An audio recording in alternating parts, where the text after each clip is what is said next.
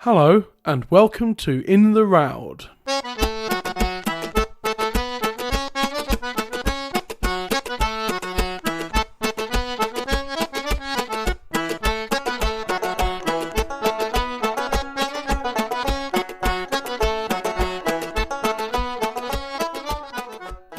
Greetings and salutations, dear listeners. My name is Matt Quinn and this is In the Roud, a folk song podcast. I'll be your host to guide you through the world of traditional folk song as we go through the Roud Index, one song at a time. Each episode will feature two guests, one providing an historical look at the song, while the other will be a singer from the folk music scene to talk about their own version of the song. Way back at the very beginning of this podcast, I recorded an interview with Steve Roud where he explained a little bit about the index, so please head back to that introduction episode if you're unsure what the Roud Index is. You'll find that immediately before Season 1.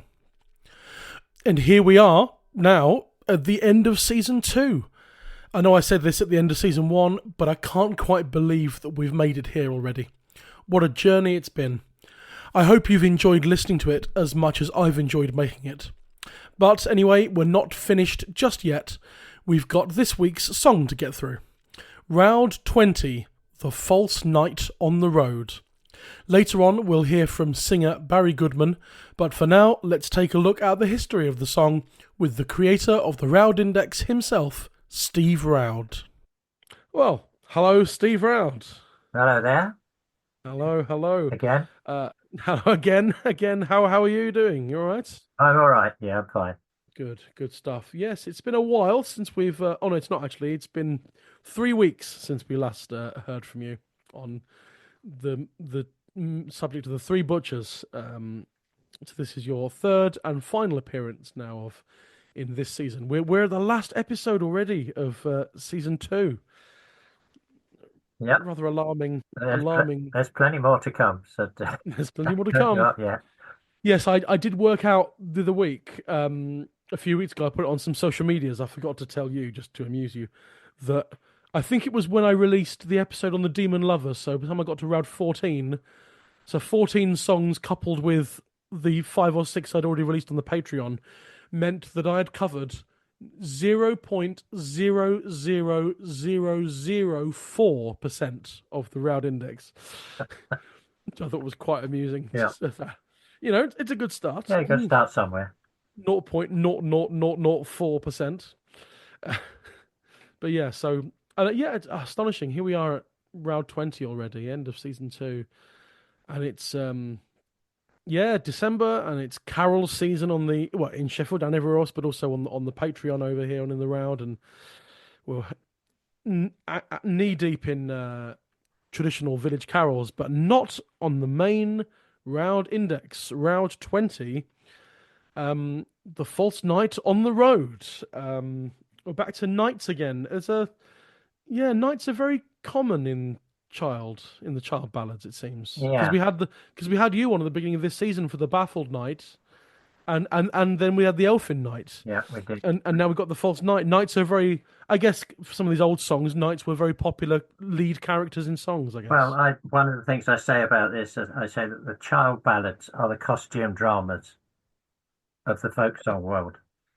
Right. Whereas the broadside ballads are the soap operas. You know, okay. That's pretty much the child ballads are often the oldest songs we've got, and they do tend to be about kings and queens and earls and knights and knights and stuff. Things, So why not? Nice. Yeah, great. And so Roud 20. This is child ballad number 3. Yeah. Earlier this season with the Elfin Knight was child ballad number 2, and we just worked out that child ballad number 1. We won't get to on the podcast until sometime in about 2030 or something, maybe. We'll see. We'll see if we're all still here and whether I have any enthusiasm left for this endeavour after 5-6 years, but we'll see. So yes, very low child number 3.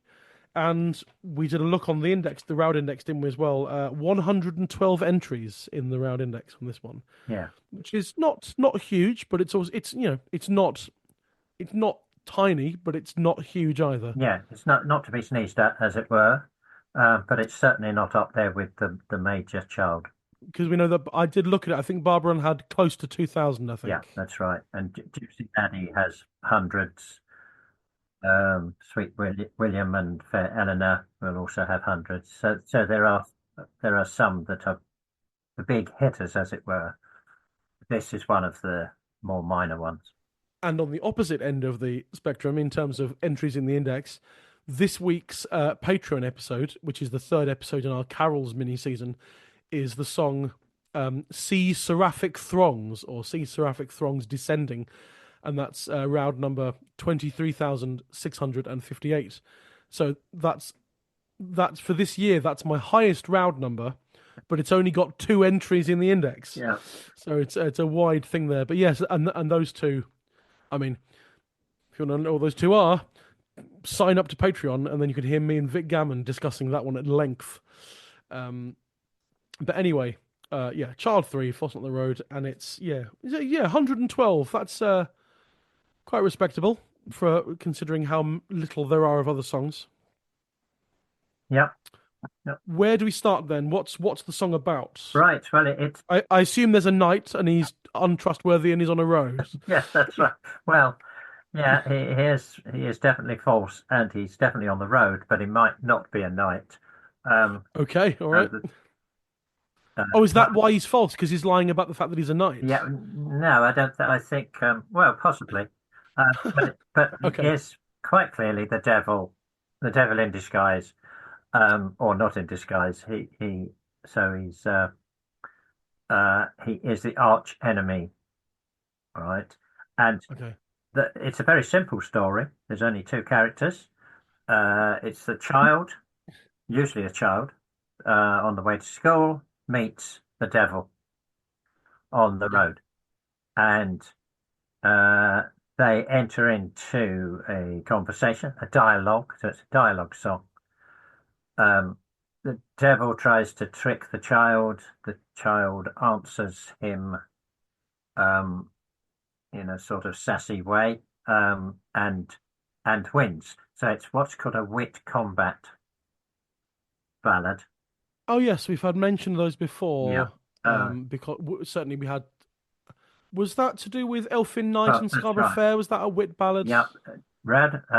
Child one is Riddles Wisely Expounded, which is not Oh an easy yes. title. Number two was Elfin Knight. Number three is this one, False Night Upon the Road. Child was quite keen on his they tend to be called riddle ballads, but they're not always riddles. So David Barker, the folklorist, I think he was the first one to come up with the phrase wit combat, so wit hyphen combat ballad. Okay. In other And words, does that? it's a battle of wits, but it's not Yeah. necessarily, and in this case, it's not riddles usually. It's just question and answer. And does that carry on further in Child? Because Well, there's Child 4 is the Outlandish Knight, which is Child 4 and 5 will be the first 2 episodes of next season, the yeah. Outlandish Knight and Gil No, Brenton. I mean the first three in Child have the old riddle ones, but there's 6 altogether, and the Okay. others are numbers 45, 46, 47. So he hasn't Oh, he yeah, hasn't lumped them 46 and all together. 46 and 47 will be in season 4 of In the Round. 45 Yeah, doesn't appear to be doesn't appear to have been indexed for quite a long time after that. but this theme um of combat of wits can Yeah, can pop up into all sorts of ballads when you want to, as it were. It's a sort of formula that you can use. But there are 6 which are normally called the riddling songs. We'll come on to sure. that in a minute, a bit more detail about it. The, what the devil does is he asks questions, and they're not actually riddles, because riddles are sort of metaphorical questions. The devil in this case says things to the child, and the child counters them. This idea that whoever gets the last word wins. So, in a in a battle of wits, you always have to get the last word in. You have to answer what has been said to you because that's the test of your wit. So anyway, the this isn't an old ballad by any means that we know of. I mean, it could go back centuries for all we know, but the first versions that we know of are only from the 1820s. So that's a good 200 years after a lot of the child ballads. Right. And they are all the early versions are Scottish. Come back to that in a moment. But while we're still talking about the plot, such as it is, one of the earliest versions, which I've got in front of me, from about 1826, 1827. It's in the Crawford collection in Scotland. They always start with the devil saying, "Where are you going?" And it's very formulaic language normally. "Where are you going?" said the false knight on the road. "I'm going to the school," said the wee boy, and still he stood. So that false knight on the road is the first line, and then the wee child, still he stood, is the second line. Oh, yeah. But most of the versions that we know of have that very simple dialogue type setup. So he says, "Where are you going?" "I'm going to the school." "What's that upon your back?" "It's my books and sometimes my peat," because you had to, in a rural school, you had to take peat or coal or something towards the fire for the school. "What have you got under your arm?" What have you got under your arm? And that's the peat in this version. Then the devil says, "Whose sheep are they on the hill?" "They are mine and my mother's," he says. So none of this is particularly clever. I mean, it's just countering with factual things. But then the devil says, "How many of them are mine, of the sheep? How many of them are mine?" And the answer is, "All those that have blue tails." Ho, ho, Ah, okay. right? In other words, none. It's not quite getting to the Monty Python level of No. what is the average velocity of an unladen swallow? Yeah, that's right. You know, Not and quite. all that. But, Answer me these questions three, so you can cross the bridge. yeah, but it's a start anyway. Yeah. Devil then says, and in fact, it changes a bit. The rather than questions, it turns into, "I wish you were up in yonder tree," or on the top of the tree. And the boy's answer is, "Yes, and a good ladder unto me." And the devil says, "And the ladder it will break." And the child says, "And you will fall down." "I wish you were in the sea." "Yes, and a good boat under me. And the boat will spring a leak, and you will drown." So Right. it's getting better at it. It's Yeah. still fairly low-key stuff, but it's what else you're going to do when you're faced with the devil? I mean, Well, got to be careful. it's getting a bit more towards that kind of proposal and countering of the proposal in songs like The Two Magicians and that sort of thing. Yeah, yeah. It It's says one thing and the other person counters it yeah. with something Again, else. Yeah. it's the battle of wits, Yeah. basically. And then it usually ends with, I mean, those things like the tree and the ship are nearly always there. Um, I sometimes the devil then says, "I think I hear a bell," and the child immediately says, "And it's summoning you to hell." And that's Ah. it. He's won. There's another formula. "I wish you were down in the well," says the devil, and the child says, "And you below me in hell." In other words, the Yeah. child wins. Uh, you can make a big thing about the fact that every verse is, "and still he stood." So some people think, oh, well, if you're faced with the devil, you don't run away, you have to face him down. But I'm not sure that that's true. I think it's just to set the scene that the child isn't frightened. Well, he probably is frightened, but he trusts to his wits to win the battle of wits. Most versions have very similar setup, and a lot of them do have as I say, the tree and the well, and so on. So there's not a lot more can be said about the plot. Yeah. except for the fact that behind it is this idea of the battle of wits. And in the David Buchan's articles about wit combat ballads, he identifies three types of ballad. They're not all about, they tend to be called riddling songs, but they're not. Some of them are about riddles, where the adversary, the devil or whoever it is, literally sets a riddle, and a riddle is usually a question, and it's usually metaphorical. And yeah, there is a reprint of that paper by David Buchan in the book The Ballad and the Folklorist, the collected papers of David Buchan. Yeah. It is available if you look for it. That article. So in David Buchan's article, and others have followed him, that he separates wit combat ballads into three different types. The first one is the proper riddle, which is asking somebody a question. It's usually got a trick in it, and it's usually metaphorical. Riddles, children's riddles, like, why did the chicken cross the road? That's a riddle. It's a joke, but it's in the form of a question, and there's a trick in there because you're not really asking why they crossed, why they're a chicken. Could be anything. The answer Yeah. is to get to the other side, etc. Yes. So riddles come up in four of Child's ballads.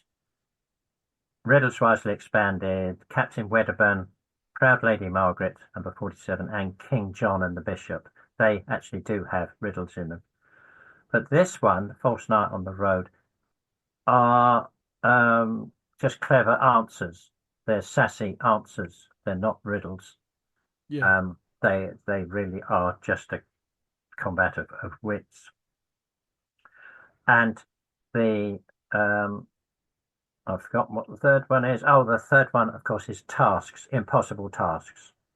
And that's things like the Elfin That's Knights, the isn't it? Elfin Knight, and They are impossible tasks. occasionally, oddly enough, in the Unquiet Grave, the Chart Oh yeah. 78, um, it pops in. Doesn't really need to, but that is setting somebody impossible tasks like making a shirt without sewing things and so on. Sure, yeah. So these are all part of this, verbal interplay and fighting, and that in itself can fit into wider traditions like Scottish flyting, Flyting, which was when two poets go head to head, basically saying rude things about each other, and they get ruder and ruder and nastier and nastier. In other words, trying to win the battle of wits. That still happens now. There's whole TV series on channels like Comedy Central where they get stand-up comics to come on and do what they call roast battles. Yeah, And you're basically roasting each other, and the one who gets the biggest audience response gets more points. And yeah. so it's not an outdated thing Not now. Still outdated, but roast battles. it has roots in this kind of thing. There's African American, Black American tradition called doing the dozens, which is again the same thing, saying mean things to each other or clever things about each other. So this whole idea of verbal wit, it doesn't exist just in ballads like this, and in fact, this is just the tip of the iceberg. In Yeah. it exists all over the place. Right. So So, um, yeah, so as we said, 112 entries in the index. So this was this quite a popular song, quite widespread. not really, not compared to a lot of other songs we talk about in these sessions. Uh, as I said at the beginning, the earliest versions that we know of are from the 1820s. 1820s. It doesn't sound like a broad. I mean, a lot of songs from that era were written for the broadside trade, but this one doesn't seem to be. It. I don't know of any broadsides, in fact, of this song. I mean, there may Wow. well have been some, but it certainly wasn't common on broadsides.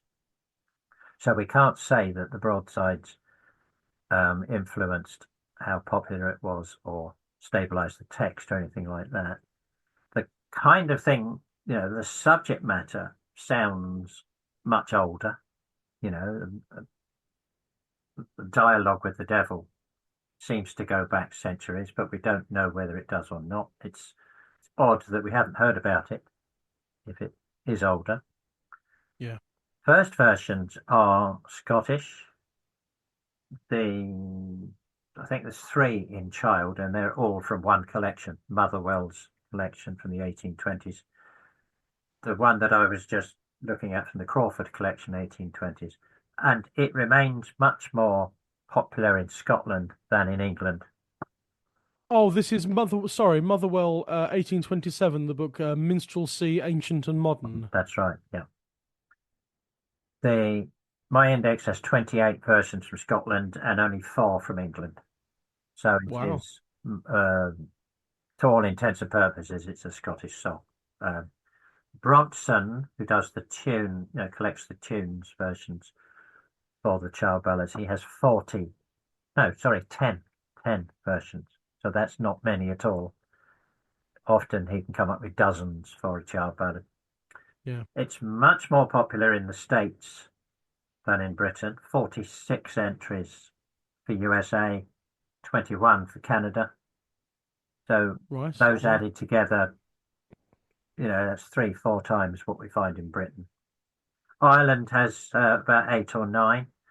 So it's quite widespread, but not many versions Sure. anywhere. As I say, mostly in North America, but in Britain, virtually all in Scotland.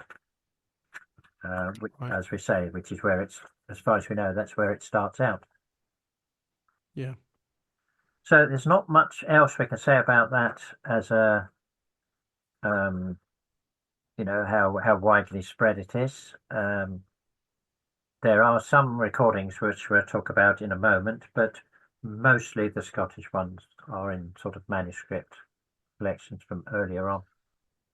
And so over the years, okay, since the 1820s, over the years, I guess it hasn't varied that much. Or is it plot wise it stays the same because it's just that initial concept, but I guess it's more the details that change. Yeah. The wit, the contents of the wit combat changes rather than Yes, the plot of the but song. even then, I mean, certainly it is the setup, the scenario that stays the same. In other words, just one person meeting the devil or another false knight, and then battling it out. There's not a lot you can do with that. But even the detail of the conversation itself, the dialogue itself, it tends to be pretty similar. The motif of as I said, the ship at sea, the well, the tree, they tend to be pretty standard. So it doesn't really change a lot, I don't think, which is interesting because normally when things don't change a lot, we say, oh, well, that's the broadside's doing that. In this I case, was about to say, yeah, yeah, it isn't. 'cause for a song that wasn't in print, sort of circulation a la a broadside, then it seems to have managed to stay the same, Yeah, I think so. Or managed which certainly is to stay odd. coherently the same, Yeah, which again is interesting in its own right. But until we do more research on more songs, we don't know how much of a pattern that is. sure, yeah. Could be this one. One of the things in its favour from a conformity point of view, sticking to it, is that it is simple. As I said at the beginning, there's not a lot that can go can go wrong. There's not a lot that you can forget because there's only 2 characters, and you've just got to remember the key words and even the structure. Da di da said the false knight on the road. Da di da said the wee child and still he stood. In other words, you've only got to remember about 4 words in each verse. Yeah, You've got exactly. it. It's half a song to learn rather than a whole song to Exactly. learn. Yeah, what's not to like? And I mean, some people sing it, especially in the Reviver, they sing it in a sort of chant-like way. in that it is a very repetitive tune. It's often used, um, Yeah. and it does lend itself to singing it like a child. Oh, not exactly monotonous, but that's one of its qualities. Is that that's one of the ways you can deliver it. Yeah. But we were having trouble finding a lot of recordings of this from oral tradition, from traditional singers, weren't we? We've managed to come up with a list of a good few, but it's not, as you said, it's not as widely found. Certainly not, because of course the recordings are later, post in effect post Second World War. Yeah, So you don't get recordings from the manuscript collections at all. And as far as I can see, um, I can't find any English ones, um, but there are a few Scottish ones and yeah, one or two good Canadian ones that people can listen to. And I think you've written them down rather than me, so you can say who they are. yeah. So we had Duncan McPhee was the name you mentioned. Yes, that's right. Yep, from I forgot where I mean, he is Scottish, but I've forgotten which part. I think Perthshire, Perthshire. Yeah, Blair Gowrie, yeah, or at least he was recorded. The recording of him is in the berry fields of Blair Gowrie. yeah, Um, And so, yeah, there's not sure how many of these we're going to mention have been actually officially released on collections that are relatively easily accessible nowadays, but certainly a lot of this stuff is has been put on YouTube in yeah, chunks, so you can hear stuff there. But Duncan McPhee, I think his one only had three verses. I think it's just an extract. I think it's three verses.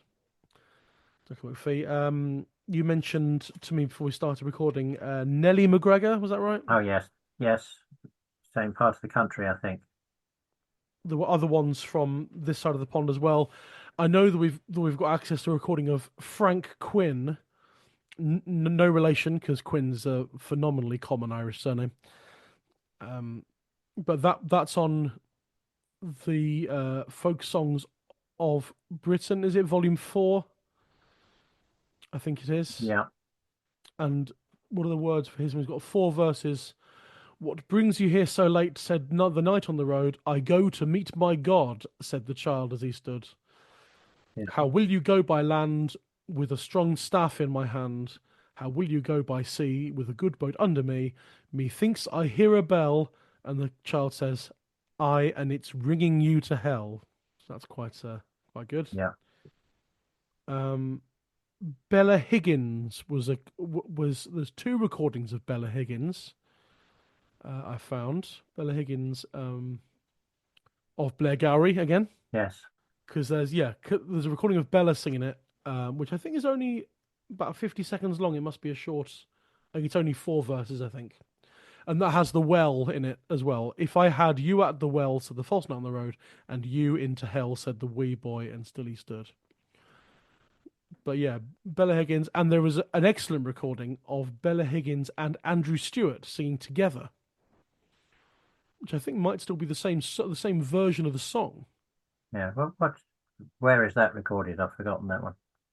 Well, the Bella and Andrew Stewart. Yeah. It's Hamish Henderson, 1955 recording. All right. So that's probably on the Turbar Keys to Riches website. Yes, I would imagine Yeah, so. that's where most. And the solo Bella Higgins one is Hamish Henderson, 1964, Yeah, 9 years later. Although it says learnt from Ruby Kelby's mother, Christina Mackenzie. right. Those names mean anything? They don't mean anything to me, but I'm sure with some digging, I'll figure that one Yeah, out. Ruby Kelby was a well-known singer from that. There was a lot of recording around Blairgowrie in the Okay. 50s. Yeah, Ruby Kelly is not a name I'm familiar with at all, Yeah, actually. So that's good to know that one. Um, couple of Irish. But yeah, the recording of Bella Higgins and Andrew Stewart together is great because you don't get to hear, aside from the Copper family and the occasional other thing, you don't get to hear much sort of on the way of those archive recordings of more than one singer at one Yeah. time. Yeah. You got Well, the we Copper took up, family, and you've got Gordon and Mabs Hall, and it doesn't happen that much. no, we could talk about that another time, but Yes, I think we most should. of the recordings, well, Yeah, most of the manuscript stuff as well is as the Irish say, one voice, one song, yeah. one voice. But nevertheless, then we've got Bella Higgins and Andrew Stewart, and that's Yeah. Well, it really good. doesn't mean that people never sang together, but Oh yeah, yeah. it, in general, it's one song, one voice. When they were collected, they were singing solo. Yeah. But I highly recommend checking out the Bella Higgins Andrew Stewart recording. A couple of Irish ones we mentioned. Joe Heaney. It's quite an important name, I'm led to understand. Yes, Joe Heaney and Paddy Tunney, Oh yeah, and Paddy Tunney as well. two, Is two of the I'm a huge main, fan of Paddy Tunney. well-known Irish singers, certainly. Yeah, Joe Heaney was County Galway, I think. Yeah. Where was Paddy Tunney? It was Fermanagh. County Fermanagh. There we go. Very good. If anyone's been to see any gigs of mine recently, I did a handful of gigs with my trio Culverake over the last few weeks, and I sang a solo song in the middle of those gigs from Paddy Tunney, and I ended up doing a huge digression onto the subject of Father Matthew and the Catholic Total Abstinence Society, which has simultaneously entertained and bored people to death. But Paddy Tunney gets me onto a whole thing about the Catholic Abstinence Society. But Paddy Tunney, what a fantastic singer Paddy Tunney was. Yeah, he also wrote two out of three books of autobiography, which are worth reading. Yes, they're on my very long I want to own those list. And we mentioned Paddy Tunney quite a lot earlier on Patreon earlier last month because we covered The Wee Weaver, which is Paddy and his mother Bridget. Anyway, Paddy Tunney and Joe Healy, and then was it American one, Edmund Henneberry. Yeah, that's Nova Scotia, so Canada. Oh, okay. Edmund and there's another one called Ben Henneberry. I've forgotten whether they're brothers or father and son, but they were major singers for Helen Crichton when she was collecting, or Creighton, and excellent singers. So yeah, if you can find those, do look them Great. up. Yeah, great. Okay, well that's sometimes there's loads and you have to pick and choose. We have to pick and choose ones to talk about. Sometimes there's three and we have to talk about them. And here we've mentioned 1, 2, 3, 4, 5, 6, 7, 8. I think 8 and just mentioned them all, but it's that's probably it, I think. But anyway, Yeah. it's it's an odd little song, but it's very good. Yes, indeed. Yeah. Yeah, I'll put links to those. I'll play some clips from those, the ones I can find in the mid episode bit, and then put some links to those and other ones in the show notes as per usual. But yeah, I think that's all all we can say on that, really. I think so. Yes. Yeah. Okay. Well, as ever, thank you very much for being a part of this, being involved, and lending us your expertise. My pleasure. I enjoy it. Very much appreciated. I'm sure we'll have you back on for next season and on Patreon as well. There's a lot of songs coming up on the Patreon over the next life. But certainly what I've planned the next few years, but certainly what I've planned for the next few months are a lot of songs, and I'm sure we'll see you on there as well. So, I thank you very much, and I hope you have a very happy Christmas, Merry Christmas, and Happy New Year. And same to you and all your listeners or customers or whatever they're called for podcast. Listeners will do. They're all listeners. Anyway, thanks very much. Okay, bye. A huge thanks to Steve Roud for providing us with the history of The False Knight on the Road. We're now at the halfway point in the episode, so we'll just take a few minutes and listen to a few different versions of this song sung by traditional singers. So what you're going to hear now are clips of this song sung by Bella Higgins, Paddy Tunney, Joe Heaney, Maud Long, Duncan McPhee, and then we'll finish with that recording I mentioned of Bella Higgins and Andrew Stewart singing together. These are versions of The False Knight on the Road. Oh, where are you going, said the false knight upon the road. I'm going to the school, said the wee boy, and still he stood. What's that upon your back, said the false knight upon the road. My bonnet and my book, said the wee boy, and still he stood. What brings you here so late, said the knight off the road. I go to meet my God, said the child as he stood. And he stood, and he stood, and 'twas well that he stood. I go to meet my God, said the child as he stood. How will you go by sea, said the knight off the road, with a strong boat under me, said the child as he stood. And he stood, and he stood, and 'twas well that he stood. With a strong boat under me, said the child as he stood. What on your back, what that in your sack, said the false knight to the child on the road. I'm a box on me back and me lunch in me sack, said the child all 7 years old. He'll know Georgie that start to I.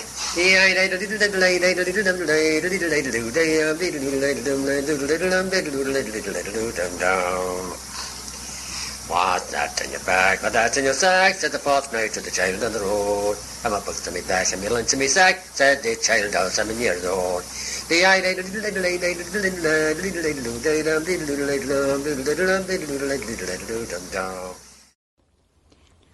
Oh, where are you going, said the knight in the road. I'm going to my school, said the child as he stood. He stood and he stood, he well thought on he stood. I'm going to my school, said the child as he stood.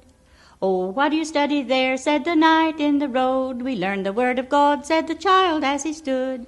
He stood and he stood, he well thought on he stood. We learn the word of God, said the child as he stood. Oh, what's that on your back, cried the false knight upon the road. Here at the bundles on my books, cried the wee lad, and still he stood. Oh, will you give me share, cried the false knight upon the road. Oh, can ye gie share, cried the wee boy, and still he stood.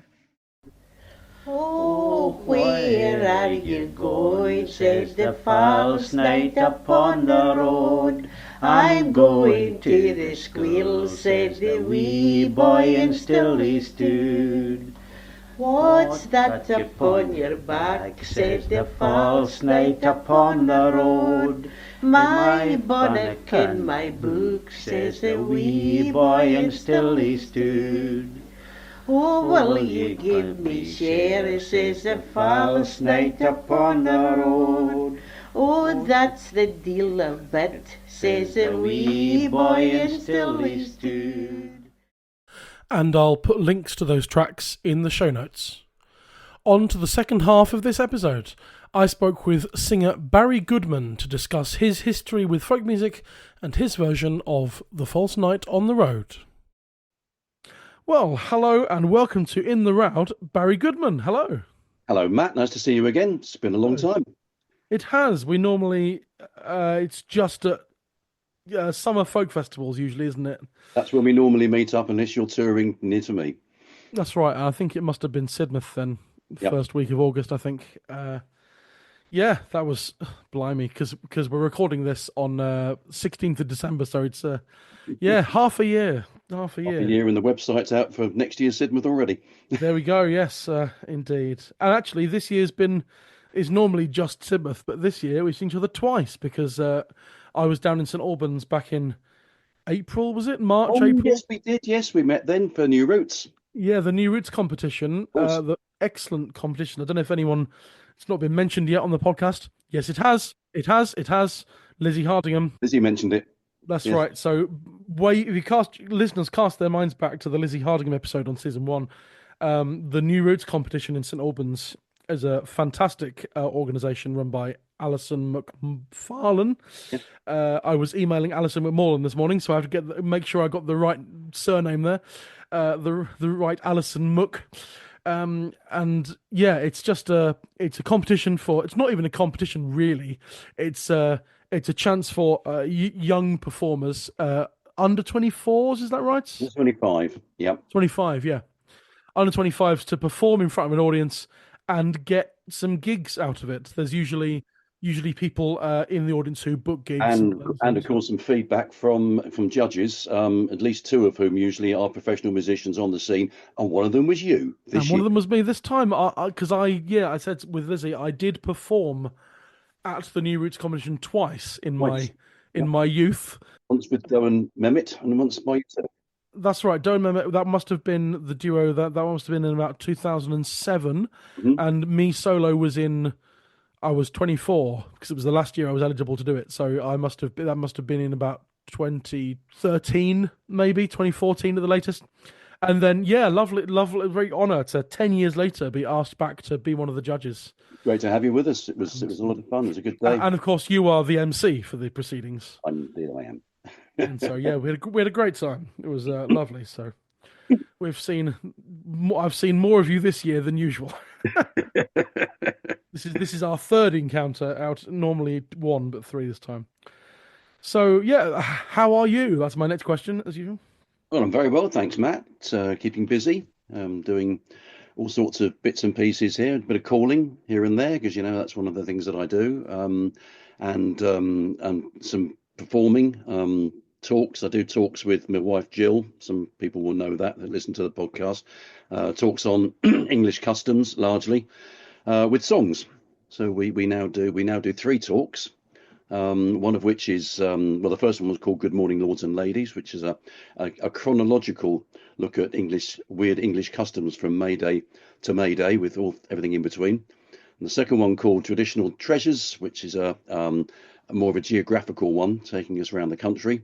And then we've got a third one, which is called Down the Canal, which is not English customs, but it's the songs that I wrote for a thing called Where the Working Boats Went, which I used to perform with Graham Meek as Life and Times for a few years. We took it all around the country, went to folk festivals and stuff with it. And we wrote all the songs, and all the ones that I wrote, we've stuffed those into a talk now about the history of the canals, from the building of the canals to the revival in modern times. So that's most of my performing these days, the odd folk club gig here and there. The rest of the time I'm playing golf or singing in a choir.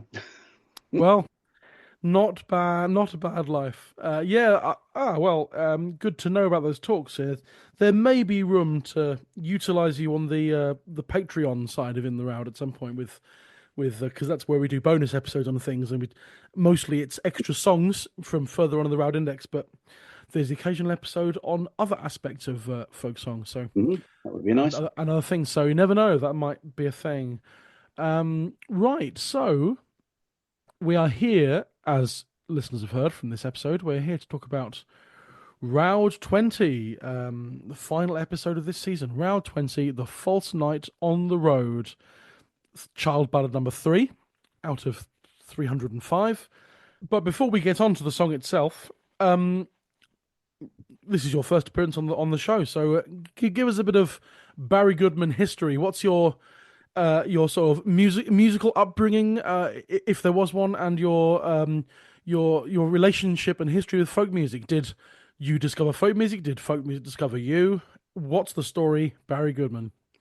Well, my family were not particularly musical, although my dad enjoyed his music and liked listening to music, and he had sung in a church choir as a boy down in Plympton in Devon.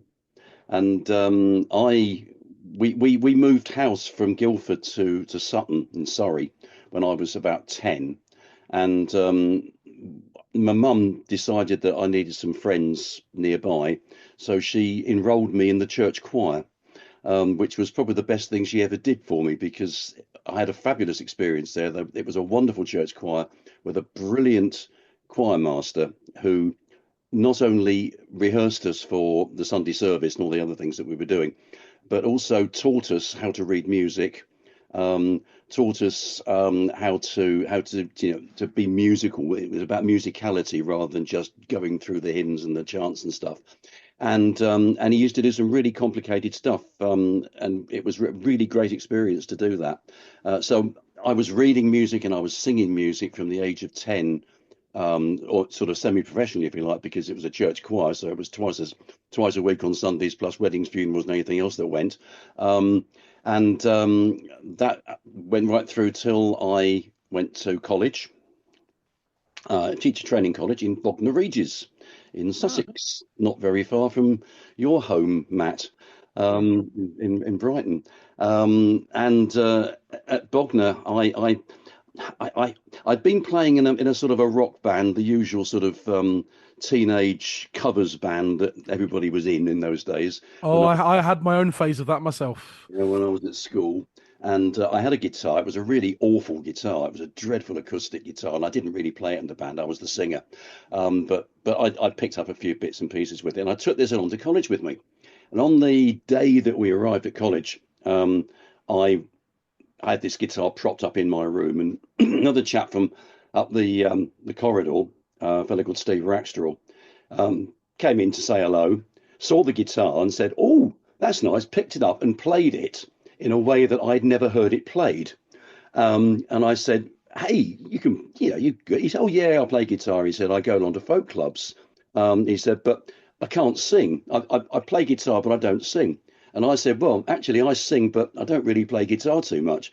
So, and he said, "Well, let's try some stuff together." And that's literally what we did. He taught me a few songs from the sort of standard folk club repertoire at the time. And we performed at the college folk club.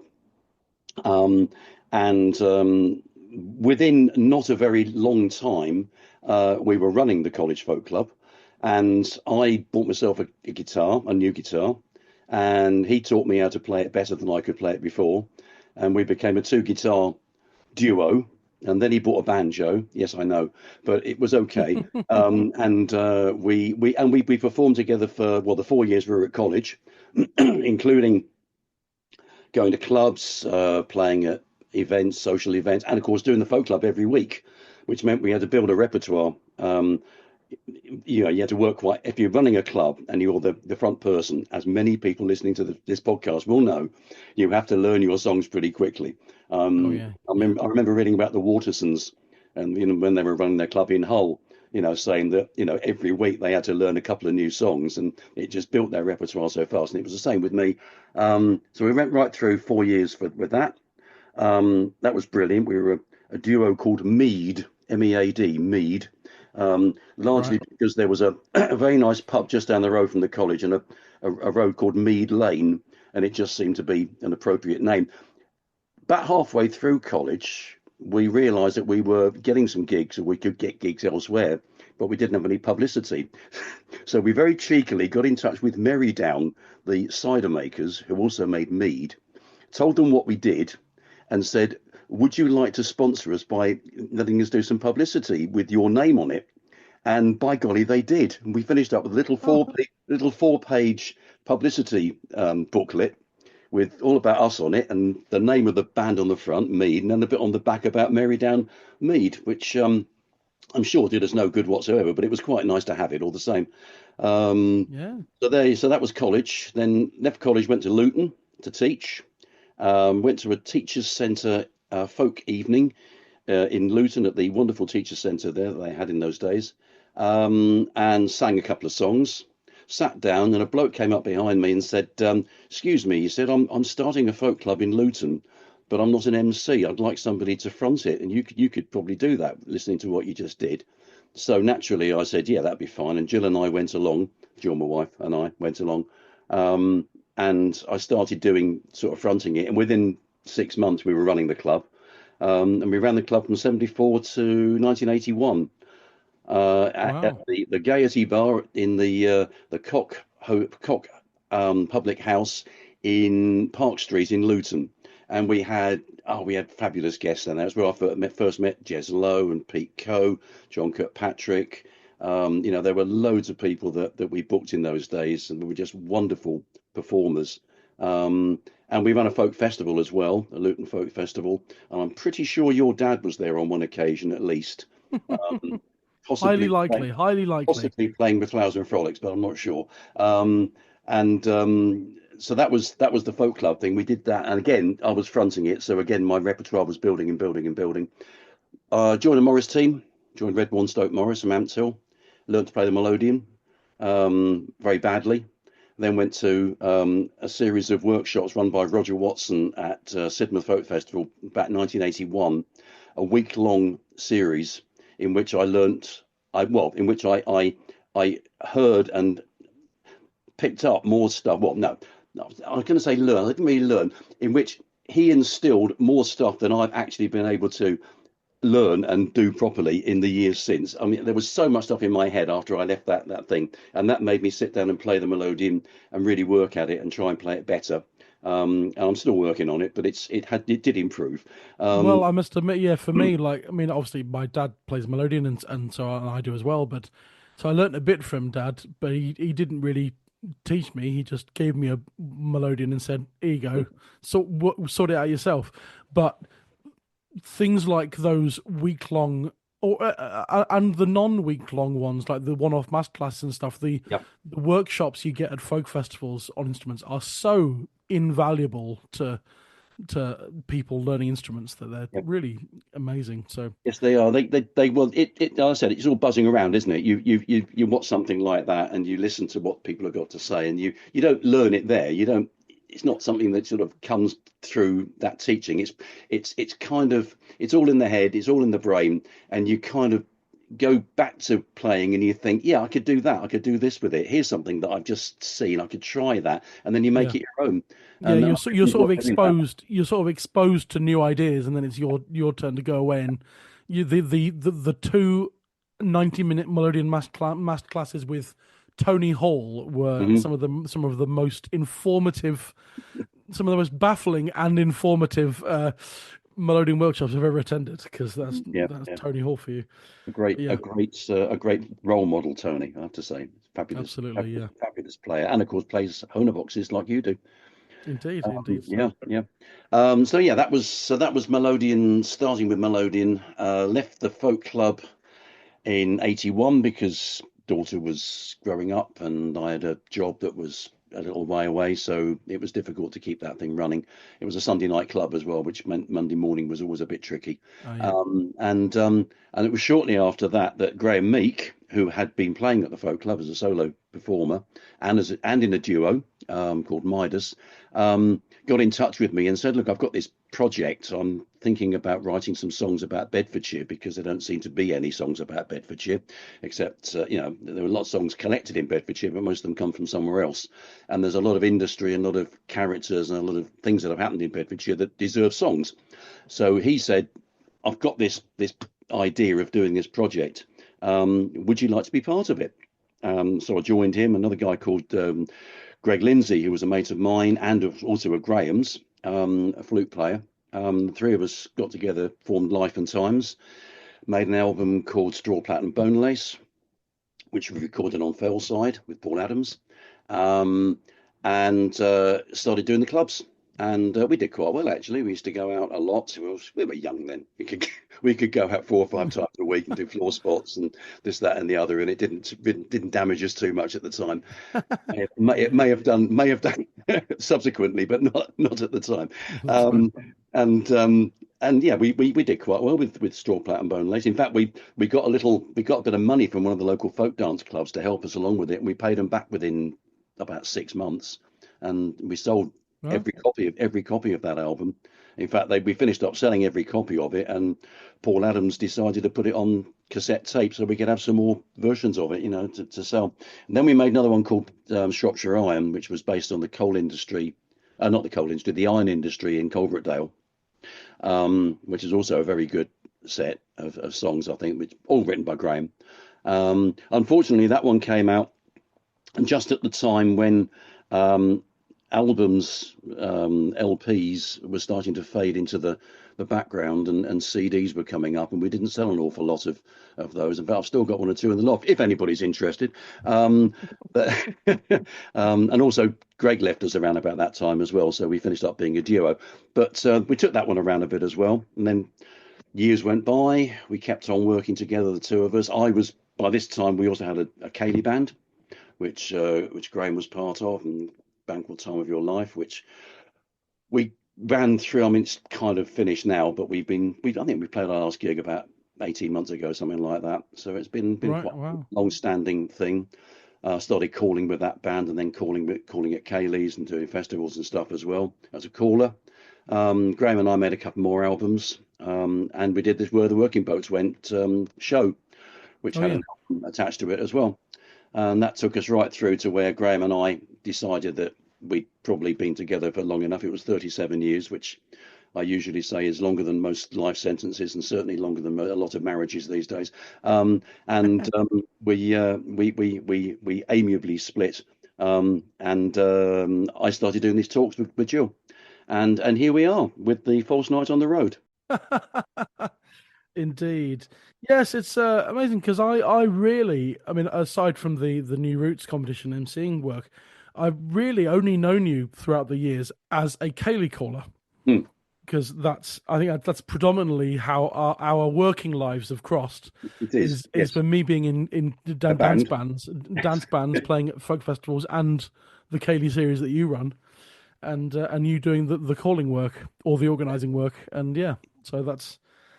It's sometimes I have to remind myself sometimes that you do actually perform as well, but I did remember, and that's why I asked you for this. So thank you very much, Matt. I appreciate it. Yes, Unicorn Ceilidh's, of course, is the other thing that I'm involved in now in Baldock, which I've played with a monthly Ceilidh series. Some of my bands, some of my Ceilidh bands over the years been there with some of your bands. Yes, the bands usually Geckos, the Oxfordshire plus me band.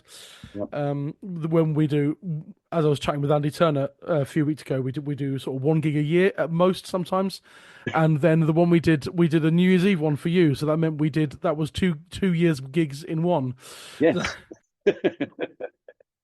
Anyway, all good fun. False Night on the Road then. Mm-hmm.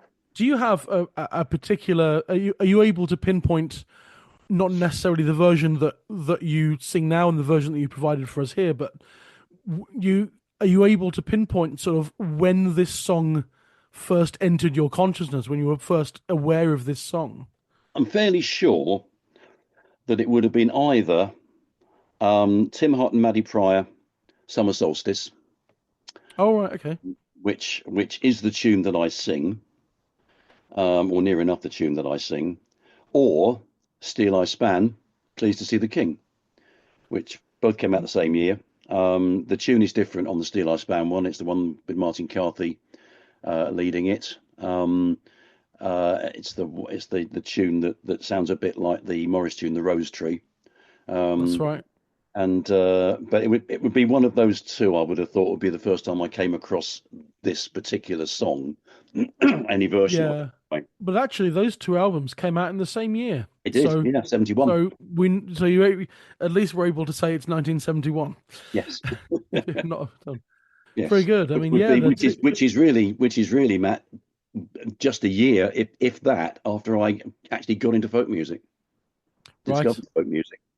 So it was very, very early on, and the version that I sing came from it came from a book of songs, a little booklet which was being sold by the English Folk Dance and Song Society under their imprint at the time, which was EFDS Publications Limited, and it was a little booklet called Folk Song Today.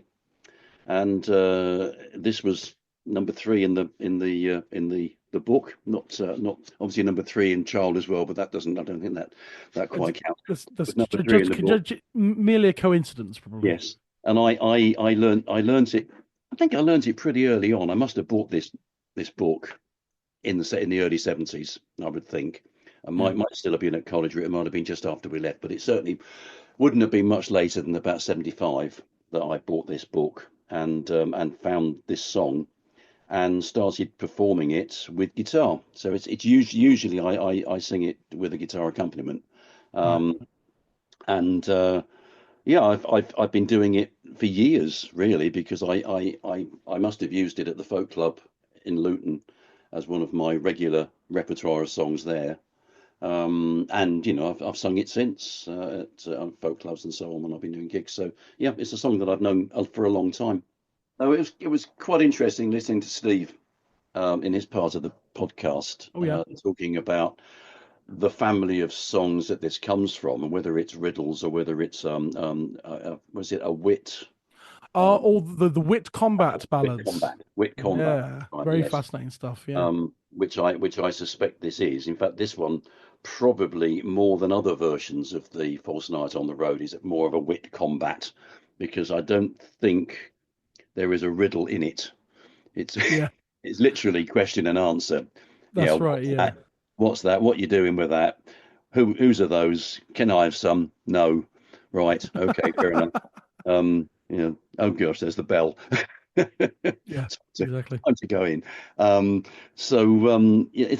but I just, that's it's very simple. It's a very simple song, and I just enjoy the whole business of it. Again, something else that Steve said about it being like a chant. Yeah. Not monotonous, because monotonous does mean on the same tone, but something that's repetitive, certainly in this way. I think that's also quite an interesting format for a song, and structure for a song, and for that reason, I quite enjoy singing it. I enjoy doing it with an accompaniment as well, because so with an accompaniment, you can highlight certain emotions, you can build suspense, you can make it, you can just make the whole thing more interesting, because it is very much the same thing all the way through. The tune doesn't change very much. The words are very much the same all the way through. You've only got to learn, as Steve said, learn one line at a time, and the rest of it is the same. So I quite like the accompanied version that I do. Having said that, it was a lot of fun just turning it into an unaccompanied song and seeing where it went. So the version that I'm going to hear later is it's probably the first time I've ever performed that for the public as an unaccompanied song. Yeah, talking about it's odd. I've always found this one slightly odd in that, as Steve said and you've said, it is a very simple song in its form and its format and its content and indeed in its length as well. It's not very long. Yet the child ballads have this reputation for being very long, very complex, very wordy, very lengthy plots. And although there are some that are simpler, like the Elfin Knight we had early in this season with Martin Carthy on and Brian Peters, that was that is a relatively simple plot, but then the bit that became Scarborough Fair is just one bit of it, whereas this child ballad, it is just this. Yeah. And most people have maybe between 4 and 6, 7 verses, which is very unlike a lot of child ballads that can go on for days, it seems. Yeah. Because looking ahead to future seasons of In the Roud, we will be coming to some pretty lengthy child ballads at some point that you need proper concentration for. But this one, it's surprising to me how simple in many ways this song is.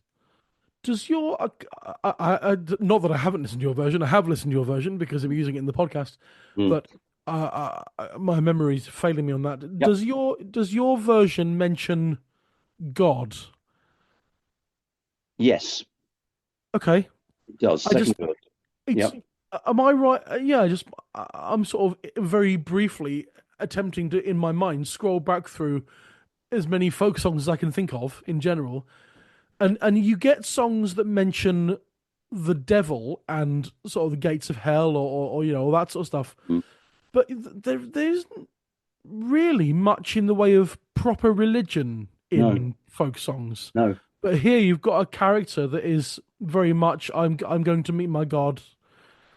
That sort of thing. It's just that strikes me as quite unusual. It is, isn't it? And you've got the bell at the end as well, which I think which could as easily be a church bell as the bells of hell. You know, the bell's ringing and the devil's got to go because it's a bit like Yeah, almost like, you know, the crucifix with the vampire or that sort of thing. You know, it's a Christian symbol, which means that person or that entity has got to go because it's not allowed to see it, or it's not allowed to be there. that's right. And the other bells you get in folk songs are things like funeral knells and that sort of thing, and that's Exactly.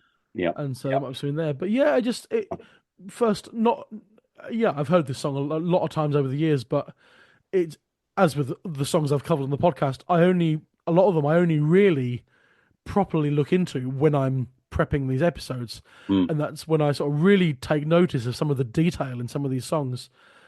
And suddenly, this mention of I go to meet my God, and I think actually, yeah, how much proper religion is there in a lot of these old folk songs? And there doesn't seem to be much apart from these sort of not some wit battles, but also sort of confrontations with the devil.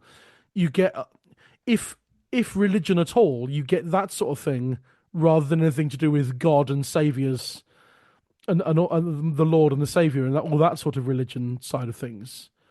I think you're right. Yes, I'm trawling around at the moment in my mind to try and dispute that, but at the moment, Yeah, it seems a bit odd. I mean, it's okay, but it's not something I've really considered before. No. There are some seasonal songs. There's a lot of obviously a lot of carols and things. Yeah, not necessarily carols, but songs which relate to certain seasons in the Christian calendar. Yes, you get things like Easter stuff, like the leaves of life and that sort of thing. Are very much on Christmas Day it happened so, and all those sort of songs. Actually, you're quite right. So that's more the area when religion turns up is certain seasonal material. It's hard to say. Certain seasonal material is when the religion sort of turns up, rather in the general folk song oeuvre. Exactly. Which is but then here it is, front and center in the False Night on the Road. Absolutely. Yeah. What do we got in your version? This is sometimes what we do on as you've heard on the show. We sometimes talk about what the content and the details in the singer guest version compared to other versions. So, yes. Yep, fine. Yep. What's he carrying on his back in this one? I like this sort of thing. So he's not carrying anything on his back in this one because I missed those verses out. Right. They're not very interesting verses, so I deliberately ignored them. I've always left them out. Right. Okay. So he doesn't carry anything on his back. What he does do is you've got the whose sheep and cows and swine, they're my father's and they're mine verse, which is then followed by will you give me share? No, not one single pair. Yeah.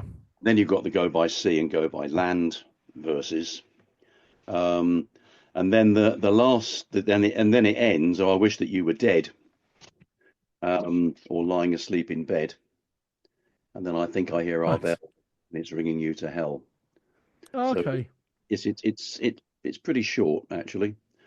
Yes, I'm sure one could. Oh, okay, no, yeah, because I'm just looking the Tim Hart and Maddie Pryor version was sort of kind of from the singing of Maud Long, and I played a bit of Maud Long earlier in this episode. So and that's that version. So yeah, that's strong stuff. And how we go to sea with a good boat under me. That's an American sort of strand, and the Scottish ones tend to have the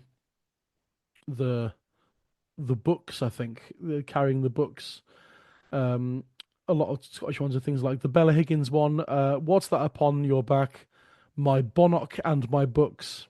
And Duncan Fee was sure it's the bundles and my books, all that sort of thing. And yes, it's the one that Brian Peters sings, I think, is the one that comes from Eliza Coates, of Flag Pond, Tennessee. Yes. That is just a terrific tune, absolutely terrific tune, and that's the one that Sharp collected, in when did it? 1916. That's right. Yeah, and yes, that's in, and then it turned up in Sharp and Maud Carpley's book, That's English it. folk songs from the Southern Appalachians. That's the one. Yeah, that is the one, and that's an absolutely fantastic version, I think. Mm. Yeah, we've already heard some of the traditional oral versions. And they they are rather wonderful. Absolutely, it's a nice lot of tunes because there's the melody that you do, and then there's all sorts of ones that The Rose Tree is the one that I think, that's the real. There were quite a lot of versions of that are not quite the Rose Tree, and there's definitely one. The one that Archie Fisher does is to me, that is just the Rose Tree. It's exactly the same tune. Yes, I'm just looking at to see where it doesn't say. But yes, that's very much the Morris dancing with the Rose Tree, isn't it? Yum bum bum bum diddle diddle da diddle dum da diddle bum bum diddle bum bum bum diddle diddle da yum diddle bum bum. It's pretty much exactly that the Archie Fisher one. The others are a kind of the Steel Ice Band one, for example, is a version of that, but it's not the same by any means. It's not quite the same, is it? Yeah, modified version. And just as a side note, I remember when Martin Carthy was working with his band Brass Monkey. Yep. He did put that tune, the Rose Tree, to another set of words, which was the hymn Jerusalem, which kind of worked. I hope he doesn't mind me saying that. It kind of worked. And in those ancient times, I was quite surprised to hear that. That pairing was a bit unexpected, so we put it that way. But let's move on to the recommendations. Then we've got a good selection here. So we mentioned. So we've already mentioned Brian Peters doing. That's on his album with the excellent singer Jeff Davis.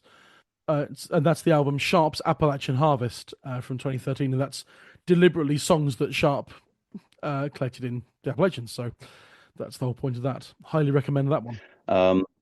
So going back to I suppose the earliest revival one that I've heard is the Archie Fisher one, which, 1968. Yeah, and it's got a lot of riddles. It's a much more riddling song than many of the others. It actually does have, I can't remember them at the moment, but it does actually have some proper riddles rather than just questions and answers in that one. Yeah, there are some. I'm just looking up the ever handy mainly Norfolk web page for this song. Mentions a band that I've not actually come across before. Oh, there you go. I should have done looking at the lineup. A band called Five Hand Reel. Oh yes, which is I've never heard of until I said Dick Gocken. I thought, oh well, I really should have heard of this. That one. Why haven't I? Five Hand Reel. Yes, but they did. The Child on the Road, and their version. The lyrics are up there, mainly Norfolk, and that's got proper riddles in it. Yeah. Tell me, what is higher than the tree? What is deeper than the sea? Heaven's higher than the tree. Hell is deeper than the sea. These have a lot in common with songs like Captain Wedderburn's Courtship and those sort of child ballads. Oh yeah, same sort of thing. Yeah. I've a bird without a wing and a song that doesn't sing. Like the bird, I'll take the wing, leaving you the song to sing. And a curse upon your father and a curse upon your mother, said the false knight to the child on the road. No, it's God bless me, father, and God bless me, mother, said the little child, only 7 years old. Yeah, only 7 years old. And that of course, appears in the Gilmore and Roberts version, but it's a little girl, 7 years old. So, yeah, that's another one that I particularly like, is Gilmore and Roberts from their album The Innocent Left, 2012. That's right. Katrina Gilmore and Jamie Roberts, very good friends of mine, and Jamie and I were in a band, the Dovetail Trio. Right. Yes. And Katrina and I play tennis regularly because we live in the same town, so we play tennis together a lot. So it's. I remember you mentioning that before. Yes. not at this time of year, possibly. Oh no, we've stopped now. We've stopped till about March now. Yeah. Well, certainly. Well, Katrina's been pretty busy on her tour. her winter tour anyway. Well, Katrina and Jamie, yeah, they've got this. They wouldn't have time to play tennis at the moment. Indeed not. But yes, that's a very good version. That's their 2012 album called "The Innocent Left," and that version's called "False Night." Yep. Then there's the Tim Hart and Maddie Pryor, which I mentioned earlier from Summer Solstice. Oh yes, I've not actually heard that album. I must. Pretty much the tune I use. The Tim Hart and Maddie Pryor catalogue is one of the glaring gaps in my folk education, and I must correct that at some point. It's quite a nice album, that one. The Summer Solstice, oh, yeah. and then in the same year, as we said earlier, Pleased to See the King, Still I Span, and that's the sort of rose tree, but not quite. It's that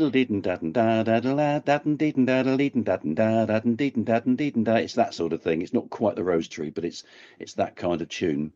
That's right. That's because that is a seminal Still I Span album. That's their second album, 1971. It's the first one with Martin Carthy.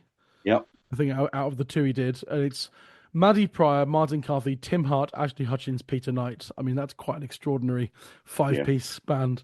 And that's the album that starts with The Blacksmith and Cold Hailey Windy Night, Boys of Bedlam, False Night, The Lark in the Morning, and The King, that Joy, Health, Love and Peace. That is an important album. It is. It pointed an awful lot of people at some really good songs and made them think about what else there was around at the time. And that was the thing that Still I Span did back in those days when they were at the height of their fame. Yeah. And that song it's got some great lines in it. It's got that great line.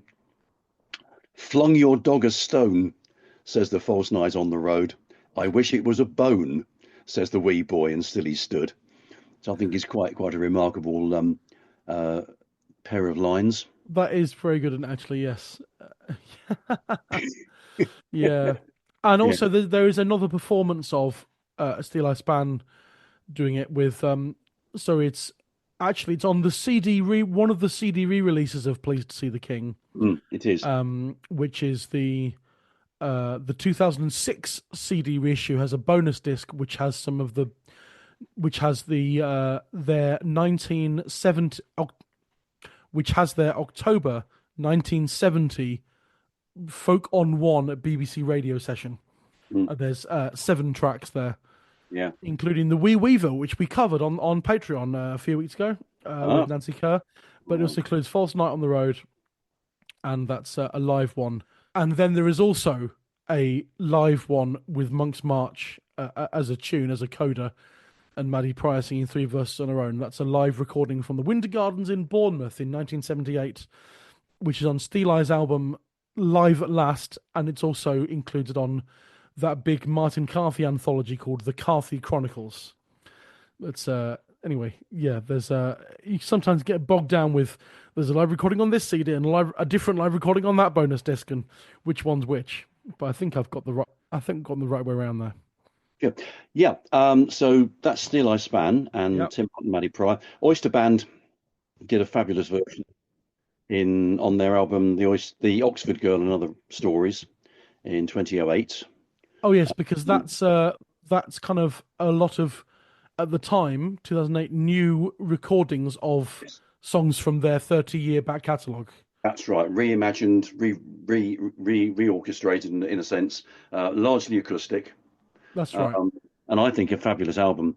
And I yes, do it's very that John Jones, just the lyric is just so, or the vocal rather, is so fully committed on that one. You know, it's just the hairs stand up on the back of my neck when I listen to that. It's such a good version. It really is, and that stems from the band that was the precursor to Oyster Band, Fiddler's Dram, who did a version as well. Yes, and that's on their 1978 album To See the Play. That band is Kathy LaSurf, Chris Taylor is a very old friend, was in a band with my dad as well, and then Alan Prosser and Ian Telfer, who are Oyster Band, and the lineup says with John Jones, John Taylor, and Will Ward, and John Jones became the lead of the Oyster Band, and False Night on the Road, it's there, so yeah.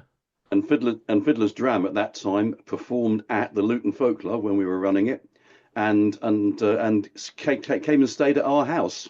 Hey. Well, I think there must have been five of them, and we probably only had one spare bed at the time, so they were all over our front room. Very good indeed, very good. But yeah, so I guess that's where it stems from through to the Oxford Girl. Yeah, and that is a lovely version, and that again, that's the tune that I sing. Oh yeah. And then the one more false night that I like is the one from Gavin Davenport. Oh yes, this is for personal reasons with Gavin a very important song. Very much so. It comes from his Brief Lives album in 2010, which I'm on. Which you're on. I was about to mention that, Matt, but you beat me to it. And it commemorates an event in 1944 during the Second World War, when the Canadian officer commanding a group of British soldiers destroyed a Tiger tank at point blank range with a shoulder launched projectile. That cost him his life, as the tank would otherwise have killed the rest of the unit, which included Gavin's grandfather, Digby Davenport.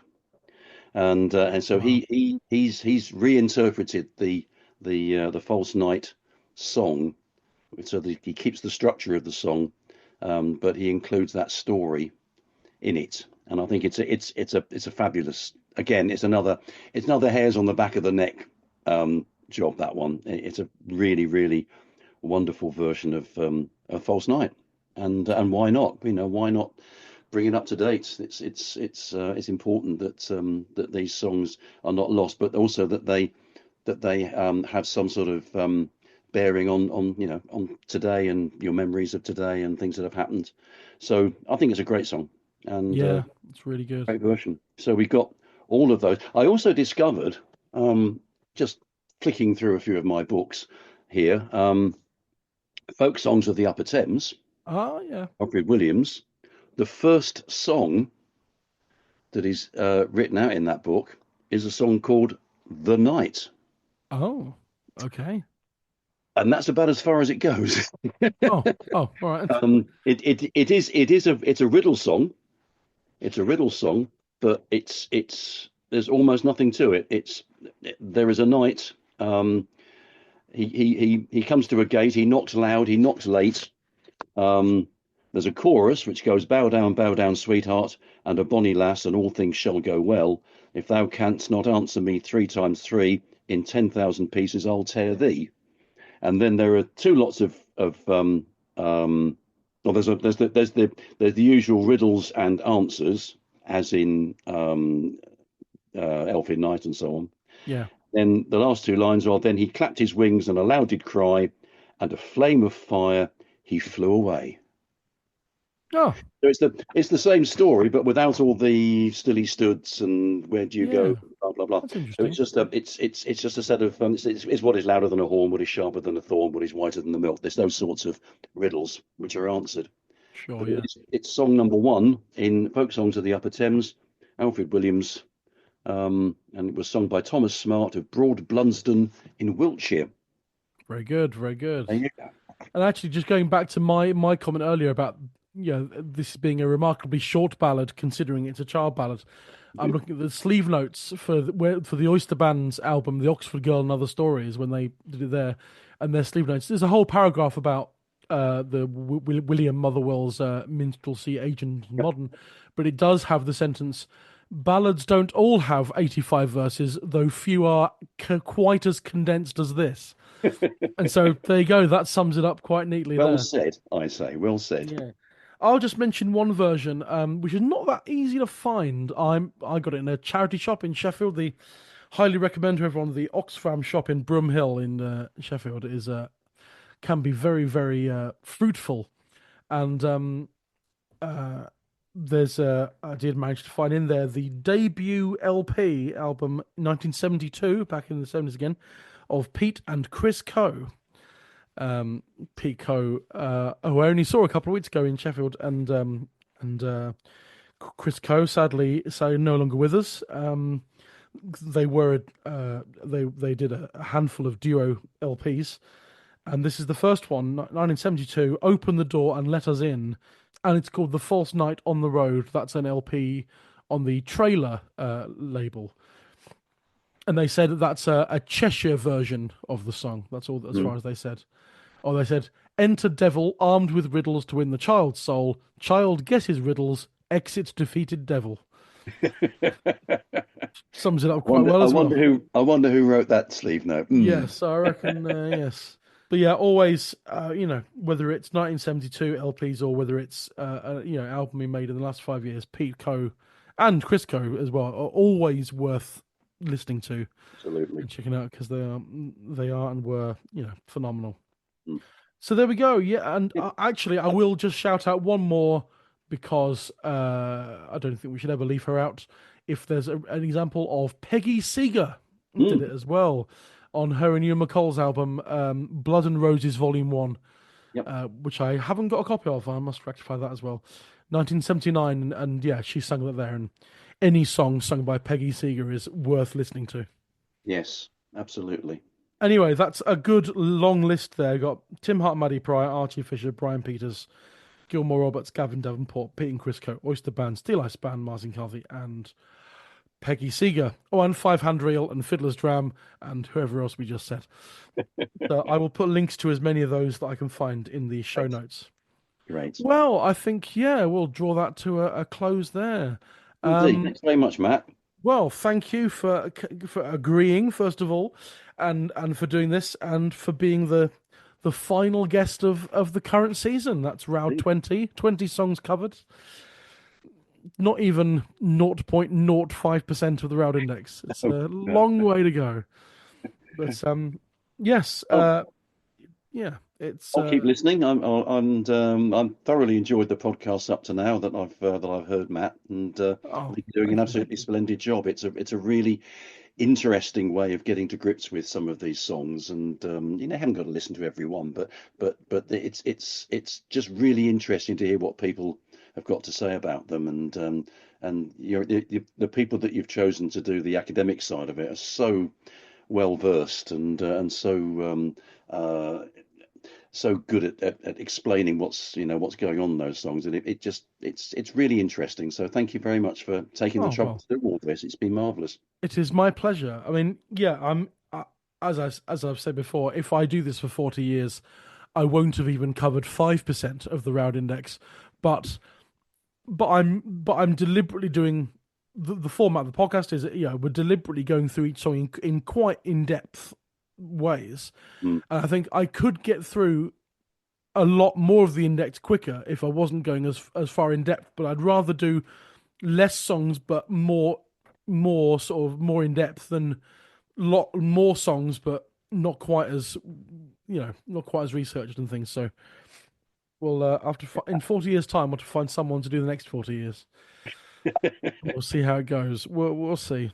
Anyway, this episode goes out on the 18th of December, and as I'll say to everyone in a minute, we'll have a break for a month and a half before we plough on with the next 10 Roud numbers. Splendid. But for the time being, Barry Goodman, thank you very much, and have a happy Christmas and a Merry New Year. Thank you very much, Matt, and the same to you, and it's been an absolute joy being your guest today. Thanks ever so much. Oh, where are you going? Said the knight on the road. I'm going to my school, said the child as he stood. And he stood, and he stood, and 'twere well because he stood. I'm going to my school, said the child as he stood. Oh, what you go there for, said the knight on the road. To learn the way of God, said the child as he stood. And he stood, and he stood, and 'twere well because he stood. To learn the way of God, said the child as he stood. Whose sheep and cows and swine, said the knight on the road. Me father's and they're mine, said the child as he stood. And he stood, and he stood, and 'twere well because he stood. Me father's and they're mine, said the child as he stood.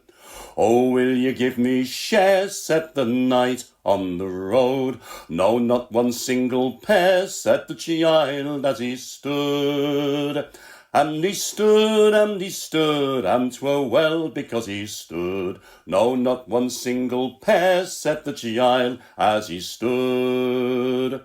How will you go by sea, said the knight on the road. With a good boat under me, said the child as he stood.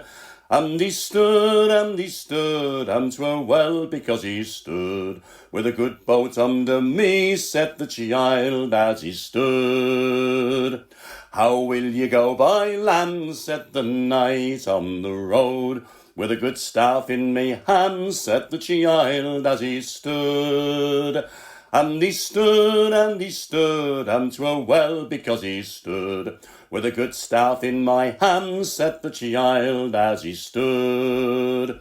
Oh, I wish that you were dead, said the knight on the road. Or lying asleep in bed, said the child as he stood. And he stood, and he stood, and 'twere well because he stood. Or lying asleep in bed, said the child as he stood.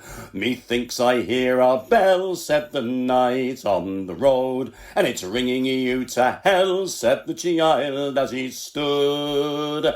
And he stood, and he stood, and 'twere well because he stood.